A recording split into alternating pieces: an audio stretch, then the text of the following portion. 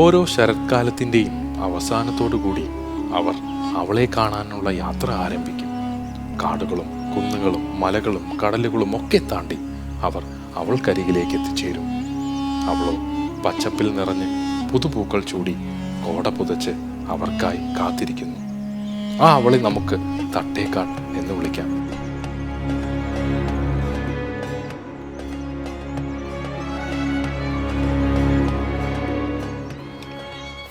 Hi, നമ്മളിപ്പോൾ ഉള്ളത് Thattekad bird സാഞ്ചുറിയിലാണ്. ഒരു ഫുൾ ഡേ നമ്മൾ ഇന്നിവിടെ സ്പെൻഡ് ചെയ്യാനാണ് ഉദ്ദേശിക്കുന്നത്. അപ്പം കേരളത്തിലെ വളരെ പ്രശസ്തമായ ഒരു ബേർഡ് സാഞ്ചുറിയാണ് ഈ തട്ടേക്കാട്.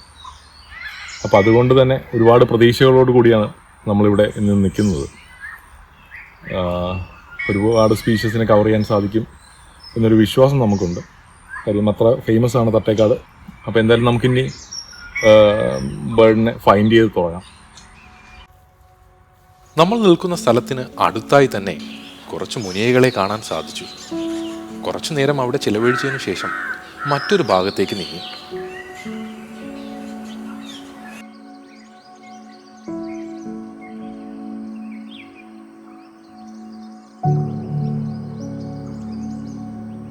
ഈ കാണുന്ന കാടുകളും മലകളും ഒക്കെ തന്നെ എത്ര കണ്ടാലും മതിവരാത്ത ഒരു അനുഭൂതി തന്നെയാണ്. ദാ ഈ കാണുന്ന മരത്തിൽ ഒരു വേഴാമ്പലിന്റെ കൂടുണ്ട്. തന്റെ ഇണയ്ക്കായുള്ള ആഹാരം തേടിപ്പോയിരിക്കുകയാണ് അവൻ. അവന്റെ വരവിനായി അവൾ കാത്തിരിക്കുന്നത് പോലെ നമ്മളും അവന്റെ വരവിനായി കാത്തിരുന്നു.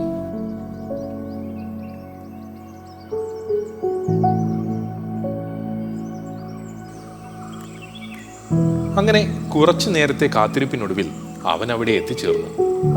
എന്തോ നമ്മളിവിടെ നിൽക്കുന്നത് കൊണ്ടാവാം അവൻ അടുത്തുള്ള മരക്കൊമ്പിൽ ആദ്യം വന്നിരുന്നു. സുരക്ഷ ഉറപ്പാക്കിയതിനു ശേഷം മാത്രമാണ് അവൻ തന്റെ ഇണയ്ക്കുള്ള ആഹാരവുമായി കൂട്ടിലെത്തിയത്.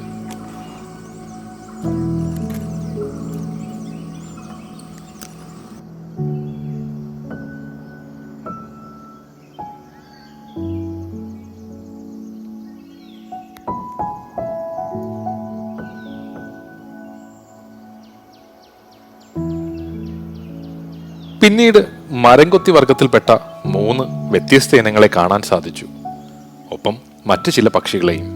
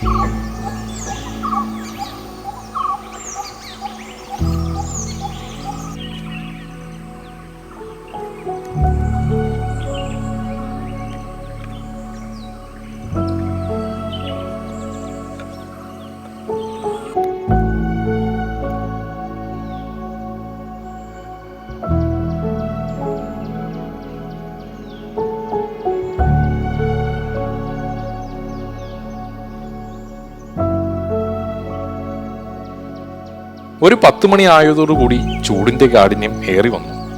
പിന്നീട് നമ്മൾ അധികം വെയിലില്ലാത്ത മറ്റൊരു സ്ഥലത്തേക്ക് മാറി. ദാ ഇതാണ് നമ്മുടെ ഗൈഡ് എൽദോസ്. ഒരു ഗൈഡ് എന്നതിനോടൊപ്പം തന്നെ നല്ലൊരു ഫോട്ടോഗ്രാഫർ കൂടിയാണ് ഇദ്ദേഹം. കക്ഷി ഫ്രോഗ് മൗത്തിനെ തേടിയാണ് പോകുന്നത്. എൽദോസ് ആദ്യം സ്പോട്ട് ചെയ്തതിനു ശേഷം മാത്രമാണ് നമ്മളെ അവിടേക്ക് കൊണ്ടുപോകുന്നത്. കരിയിലകളുടെ ഇടയിൽ നിന്ന് ഇവയെ കണ്ടെത്തുക എന്നത് നല്ല എക്സ്പീരിയൻസ് ഉള്ള ഒരാൾക്ക് മാത്രമേ സാധിക്കൂ. നിങ്ങൾ ഇവിടെ വരുമ്പോൾ ഇദ്ദേഹത്തെ കോൺടാക്ട് ചെയ്യാൻ മടിക്കണ്ട. അത് നിങ്ങൾക്ക് വളരെയധികം പ്രയോജനം ചെയ്യും. എൽദോസിന്റെ കോൺടാക്ട് ഡീറ്റെയിൽ ഞാൻ എന്തായാലും ഡിസ്ക്രിപ്ഷനിൽ മെൻഷൻ ചെയ്തിട്ടുണ്ട്. ഇതാണ് ശ്രീലങ്കൻ ബേ ഔൾ. കക്ഷി നല്ല ഉറക്കത്തിലാണ്. അതുകൊണ്ട് തന്നെ അധികം ശല്യം ചെയ്യാതെ മറ്റൊരിടത്തേക്ക് നമ്മൾ പോയി.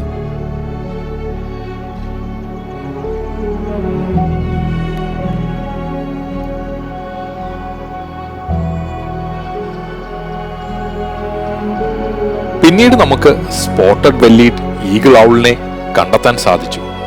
കുറച്ചധികം നേരം അവയുടെ ചിത്രങ്ങളും വീഡിയോസും പകർത്താൻ നമുക്ക് സാധിച്ചു. അപ്പോഴേക്കും ഉച്ചയായി. ചൂട് അതികഠിനമായി കഴിഞ്ഞു.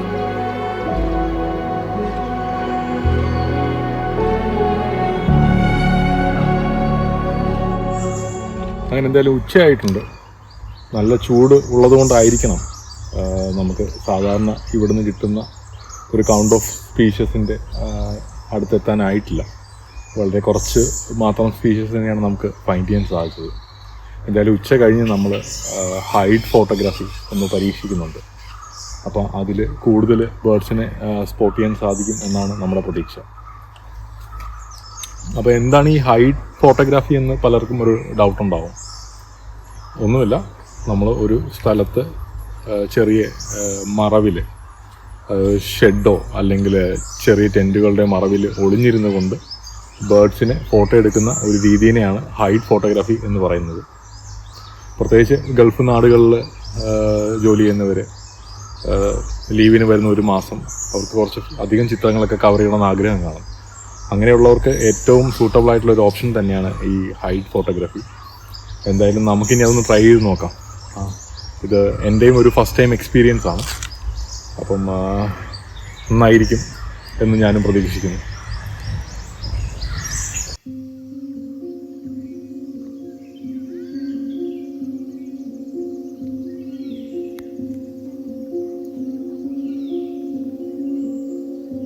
നമ്മൾ അറിഞ്ഞിരിക്കേണ്ട മറ്റു ചില കാര്യങ്ങൾ കൂടെയുണ്ട്. ഈ കാണുന്ന പുഴയാണ് കുട്ടൻപുഴ എന്നറിയപ്പെടുന്നത്. തട്ടേക്കാടിലൂടെ 2 പുഴകൾ ഒഴുകുന്നുണ്ട്. ഒന്ന് പെരിയാറും 2 കുട്ടൻപുഴയും. ഈ കാരണങ്ങൾ കൂടിയാണ് ഇവിടെ ഇത്രയധികം പക്ഷികളെ കണ്ടെത്താൻ സാധിക്കുന്നത്. തട്ടേക്കാടിൽ നിന്ന് ഇതുവരെ 270-ലധികം പക്ഷിവർഗങ്ങളെ കണ്ടെത്തിയിട്ടുണ്ട്. അതുകൊണ്ടാണ് ഞാൻ കുറച്ചു മുമ്പ് പറഞ്ഞത്, സാധാരണ ഇവിടെ നിന്നും കണ്ടെത്താൻ പറ്റുന്ന ഒരു കൗണ്ട് ഓഫ് ബേർഡ്സിനെ നമുക്കിന്ന് കാണാൻ പറ്റിയില്ലെന്ന്.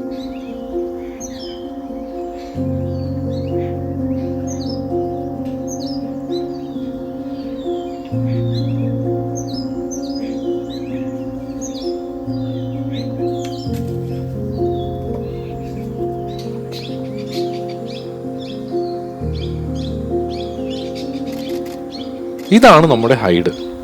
ഇവിടെ മറഞ്ഞിരുന്നു കൊണ്ടാണ് നമ്മൾ ഫോട്ടോസ് എടുക്കുന്നത്. ആദ്യം തന്നെ നമുക്കൊരു ട്രീപ്പയുടെ സൈറ്റിംഗ് ആണ് കിട്ടിയത്. മലയാളത്തിൽ ഇവരെ ഓലഞ്ഞാലി എന്ന പേരിൽ അറിയപ്പെടും.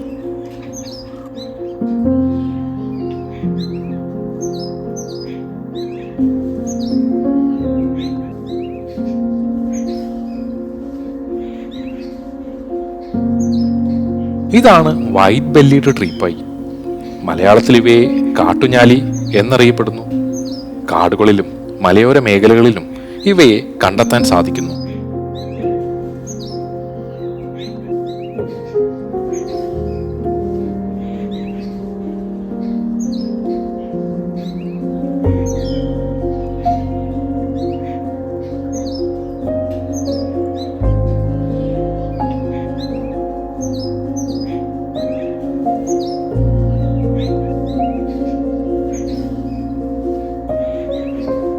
ഇതാണ് റാക്ടെയിൽ ഡ്രോങ്കോ.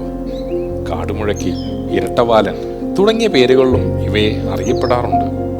ഇവയുടെ നീണ്ട വാലും അതിൻ്റെ സൗന്ദര്യവും എടുത്തു പറയേണ്ട ഒന്ന് തന്നെയാണ്. കാടുകളിലും കാടുകളോട് ചേർന്ന് കിടക്കുന്ന പ്രദേശങ്ങളിലും തോട്ടങ്ങളിലുമൊക്കെ ഇവയെ സാധാരണയായി കണ്ടുവരാറുണ്ട്. വൈറ്റ് ത്രോട്ട് കിൻഫിഷർ നഗരങ്ങളിലും നാട്ടിൻപുറങ്ങളിലും കാടുകളിലും അങ്ങനെ എല്ലായിടത്തും വളരെ സാധാരണയായി കാണാറുള്ള ഒരു കൂട്ടരാണ് ഇവ. പിന്നീട് നമുക്ക് മറ്റ് ചില പക്ഷികളെ കൂടെ കാണാൻ സാധിച്ചു.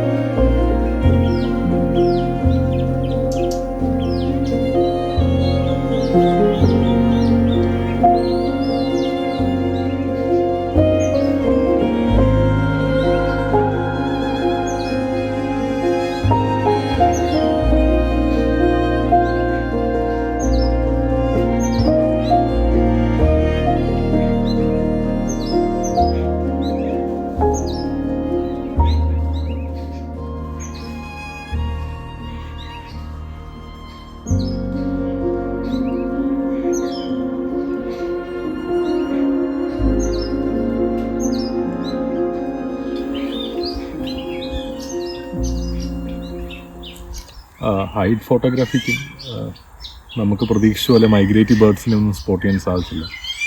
കുറച്ച് ലോക്കൽ ബേർഡ്സിന് മാത്രമാണ് നമ്മൾ ഇതുവരെ കണ്ടത്. എനിക്ക് തോന്നുന്നു ചൂട് വളരെയധികം കൂടുതലാണ്, അത് തന്നെയായിരിക്കാം ബേർഡ്സിൻ്റെ സാന്നിധ്യം ഇത്രയധികം കുറഞ്ഞിരിക്കുന്നത്. പിന്നെ ഇവിടെ നമ്മൾ ചെയ്യുന്ന ഒരു ടെക്നിക്ക് ഞാൻ പറഞ്ഞു തരാം. ഞാൻ ചെയ്യുന്നത് ഇത് പ്ലാൻഡ് ആയിട്ടുള്ളൊരു ഹൈഡാണ്. ലൈക്ക് അവിടെ വെച്ചിരിക്കുന്ന മരങ്ങളായാലും കമ്പുകളായാലും എല്ലാം നമ്മൾ ആർട്ടിഫിഷ്യലായി വെച്ചിട്ടുള്ളതാണ്. അപ്പോൾ അതുകൊണ്ട് ഇതിലെവിടെ ബേർഡ്സ് വന്നിരിക്കും എന്ന് നമുക്കൊരു ഐഡിയ ഉണ്ടാവും. അപ്പം ഇതിൻ്റെ ഒരു ആക്ഷൻ ഷോട്ട് കിട്ടാനായിട്ട് ഞാൻ ചെയ്യുന്നൊരു ടെക്നിക്ക് എന്ന് പറയുന്നത്, ബേർഡ്സ് വന്നിരിക്കാൻ സാധ്യതയുള്ള ഏതെങ്കിലും ഒരു കൊമ്പിൽ ഫോക്കസ് ലോക്ക് ചെയ്യും. അതായത് ഈ AF മോഡിൽ നിന്ന് മാനുവൽ മോഡിലോട്ട് മാറ്റിയിട്ട് ഫോക്കസ് ലോക്ക് ചെയ്യുകയും വ്യൂ ഫൈൻഡറിലൂടെ നോക്കാതെ ബേർഡ്സിനെ ഡയറക്റ്റ് നോക്കുകയാണ് ചെയ്യുന്നത്. ബേർഡ്സ് അതിൻ്റെ അടുത്തോട്ട് പറന്നു വരുന്ന സമയത്തോ അല്ലെങ്കിൽ ആ കൊമ്പിൽ നിന്ന് പറന്ന് അകലാൻ ശ്രമിക്കുന്ന സമയത്തോ ഡയറക്റ്റ് ഷട്ടർ അങ്ങ് പ്രസ് ചെയ്യുകയാണ് ചെയ്യുന്നത്. അത്യാവശ്യം തെറ്റില്ലാത്ത രീതിയിലുള്ള ആക്ഷൻ സീക്വൻസ് ആയിട്ടുള്ള ചിത്രങ്ങൾ കിട്ടാനായിട്ട് നമുക്ക് ഈ ഒരു മെത്തേഡ് നമ്മളെ ഹെൽപ്പ് ചെയ്യുന്നതാണ്. അപ്പോൾ എന്തായാലും ഇനിയിപ്പം കുറച്ച് നേരം കൂടെ ഉണ്ട്. ഏതെങ്കിലും മൈഗ്രേറ്റീവ് ബേർഡ്സോ അല്ലെങ്കിൽ കുറച്ച് റെയർ സ്പീഷീസ് ആയിട്ടുള്ള ഏതെങ്കിലും ബേർഡ്സിനെ കണ്ടെത്താൻ പറ്റുമെന്ന് നമുക്കൊന്ന് ശ്രമിച്ചു നോക്കാം. കുറച്ചധിക നേരം ഹൈഡിൽ വെയിറ്റ് ചെയ്തിട്ടും നമുക്ക് പുതിയ സ്പീഷീസിനെ ഒന്നും കണ്ടെത്താനായില്ല.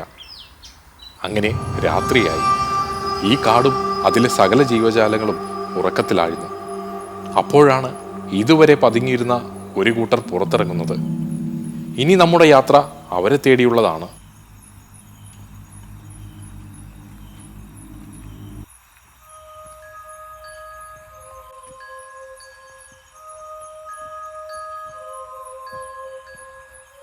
ആദ്യം തന്നെ നമുക്കൊരു നൈറ്റ് ജാറിനെ സ്പോട്ട് ചെയ്യാൻ സാധിച്ചു. പിന്നീട് സ്പോട്ടഡ് ബെല്ലീഡ് ഈഗിൾ ഔളിനെ കണ്ടെത്താൻ സാധിച്ചു. ഇന്ന് ഉച്ചയ്ക്ക് ഇവയുടെ നല്ല ചിത്രങ്ങളും വീഡിയോസും ആവശ്യത്തിന് കിട്ടിയതിനാൽ നമ്മൾ അധിക നേരം ഇവയുടെ ചിത്രങ്ങൾ പകർത്താൻ നിന്നില്ല.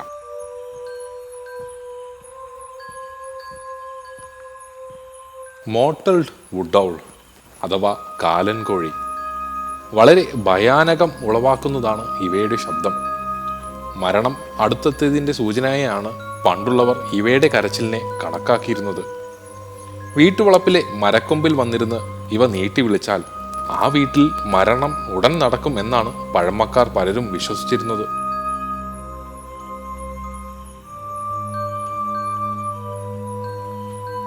ഇതാണ് സാക്ഷാൽ കുട്ടിത്തേവാങ്ക്. പലരും ഈ വാക്ക് ഉപയോഗിക്കുമെങ്കിലും അധികമാരും ഇവയെ നേരിൽ കണ്ടിട്ടില്ല. ഞാനും ഇവയെ ആദ്യമായിട്ടാണ് നേരിൽ കാണുന്നത്. പ്രാണികളും ചെറുജീവികളുമാണ് ഇവയുടെ പ്രധാന ഭക്ഷണം. പൂർണ്ണമായും രാത്രി ജീവിതം നയിക്കുന്ന ഒരു ജീവിവർഗമാണ് ഇവർ.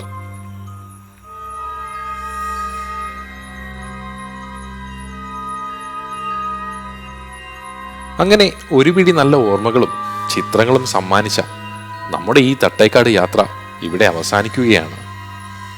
ഉടൻ തന്നെ മറ്റൊരു വീഡിയോയുമായി കണ്ടുമുട്ടാം എന്ന പ്രതീക്ഷയോടെ